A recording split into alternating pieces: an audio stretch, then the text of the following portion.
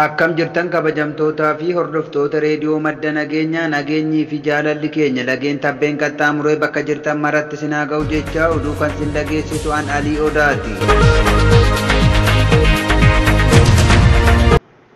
Kaaba Oromiyaa godina Walloo aanaa Dawwee Harawaa Adaaluu ganda Ajoo jedhamu keessatti mootummaan bilxiginnaa farra ilmaan Oromoo kan ta'e ilmaan Oromoo nama lama uleen akka malee tumanii as buutee dhabamsiisanii akka jiran maddeen keenya madda nageenyaatiif hime. Namoonni kunis Muhammad Hussee fi Abduu Muhammed kan jedhaman ijoolleen tun ragaa malee akkam lola deemuu diddan jechuun haaloo yookaan aarii itti bahuuf akka malee tumanii miidhaa qaamaa cimaa irraan gahuu nuuf hime maddi keenya kun. Oduu dabalataa aanaa baatee keessatti ilmaan Oromoo tokko poolisiin qabdee akka malee eegatumtee booda buufata poolisii magaalaa baateetti darbanii jiru. Manguddoon gandichaa maal balleessi jettee gaafattus wanti isin galchee hin jiru jechuun manguddoo ari'an dabalataan labsii guyyaa kaleessaa aanichatti labsame akkas kan jedhu ture. Lola irratti hirmaatuuf tokkoffaa ganda Maalkaa Gurraa irraa nama 50 gadda Maalkaa Caacaatuu irraa 50 Maalkaa Salaawaa irraa nama 50 Maalkaa Daamootoo irraa nama 50 hidhaatanii biyya keessan eeguu qabdan jechuun doorsisaa jabaa uummata irraan gahaa oolu mootummaan bilxiginnaa aanichaa. Guyyaa har'aas ganda Gurree jedhamtutti hidhattoonni Affaar ilma Oromoo lama rasaasaan madeessuu maddi keenya madda nageenyaatti hime. Akka maddi keenya kun jedhutti mootummaan bilxiginnaa rasaasa siniif irraa kottaa jechuun uummata gadi yaamtee uummanni yeroo bakka san dhaqu taateen kun akka ta'e jechuun dubbataa jiran uummanni naannoo sanaa. Tarii mootummaatiin kun uummata miira kee galchuuf waan kana hojjetuu hin oolu shakkii jedhu qabnaa jedhu jiraataan achii kun. Uummanni keenya yaamicha bilxiginnaa ta'ee kanneen biroos gurra laatuu osoo hin taane tokkummaa isaa jabeessee ofiifis qe'ee isaa akka eeggatu ergaan darbee jira. Bilxiginnaan aanaa Jillee Dummuugaa nama lola hin deemnu qawwee irraa hiikaa ajaja jedhu dabarsite. Aanaa Jillee Dummuugaatti yeroo sadaffaaf lola deemaa jechuun qe'ee kee deemaa waamicha godhaa jira mootummaan baduuf deemu kun.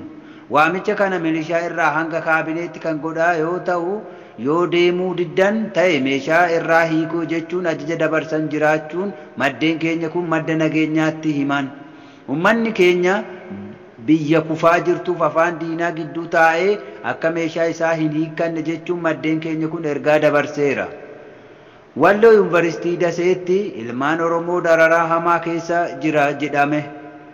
Walloo Yuunivarsiitii Daseetti ilmaan Oromoo dararaa hamaa nurraan gahaa jira jedha barsiisaa afaan Oromoo Yuunivarsiitichaa kan ta'e Fayyisaa Addunyaa kan jedhamu gaafa sanbataa guyyaa sa'aatii 9tti Liyyuu Hayiliin Amaaraa qabuun situ kamiseetti nu fichisiisaa ture jechuun karaa gubbaarra harkisuun akka malee tumanii miidhaa qaama jabaa akka irraan gahe maddi keenya kun madda nageenyaatiif himan.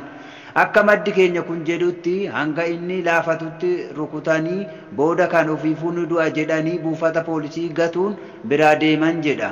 Akka odeeffannoon nu gahee mul'isutti amma lubbuun hafullee miidhaan hamaan irra gahee barattoonni Oromoos yaaddoo guddaa keessa akka jiran himame. Oromoon bakka jiran hunda ijoollee isaa iyyaafachuun akka dhimma ijoollee kana jala bu'ee sirriitti akka hordofu qaban namni irra odeeffannoo kana dhaamsa dabarseera. Waraanni bilisummaa Oromoo Cibaraa Soddomaa Booroo Gumii Edaloo magaalaa Boobbaa guutumatti to'annoo isaa jala galche. Waraanni bilisummaa Oromoo zoonii Kibbaa Cibaraa Soddomaa Booroo Konyaa Booranaa Liiban aanaa Gumii Edaloo magaalaa Boobbaa wayita qabatutti uummatni bifa ho'aadhaan simatee jira. Duulli zoonii Kibbaa Bobbaa Jaalle Elemee Qilxiituun jedhamuun kan moggaafame yoo ta'u torban tokko keessatti gandoota Gujii Lixaa fi Bahaa dabalatee Boorana to'annoo isaa jala oolchaa kan jiru humna addaa Cibaraa Soddomaa Booraan durfamu injifannoo baay'ee galmeessee jira. Konyaan Booranaa dirree naannoo Moyyaalee magaalaa Tuqaatti Miyoo magaalaa Hiddii Lolaatti akkasumas konyaa Gujii Bahaa Goorodoolaa Saransaraa Harqolloo konyaa Gujii Lixaa gandoota Bulee Horaa jala jiran 8 dugda Daawwaa fi Galaanaa Abbayaataa injifannoo cululuqaa galmeessaa jiraachuun beekameera. Woboon Cibiraa Soddomaa Booroo uummataan yeroo marii geggeessuu kan agarsiisu yoo ta'u hoogganaa waraana muraa kan geggeessu yookaan jaalli uummata haasofsiisu jiru kun jaalla boorataa jedhama. Jaalla boorataan ME dhaan yookaan yuunivarsiitii Diillaatii xumuree yoo ta'u bultii ijaarratee daa'ima tokko kan qabu yoo ta'u ilmi isaa waggaa tokko hin guutin dhiisee bosona Oromiyaa seene. Uummataafis falmaa jiraachuu injifannoo amma dhufe kana kan argamsiisa keessaa goota tokkodha. Oromiyaa lixaa keessatti haaluma wal fakkaatuun tarkaanfii duula Jaal Laggasa Waaqii jedhamuun fudhatamaa jirus godinaalee Wallaggaa Arfan harki caalaan to'annoo gooticha waraana bilisummaa Oromoo jala galanii jiru.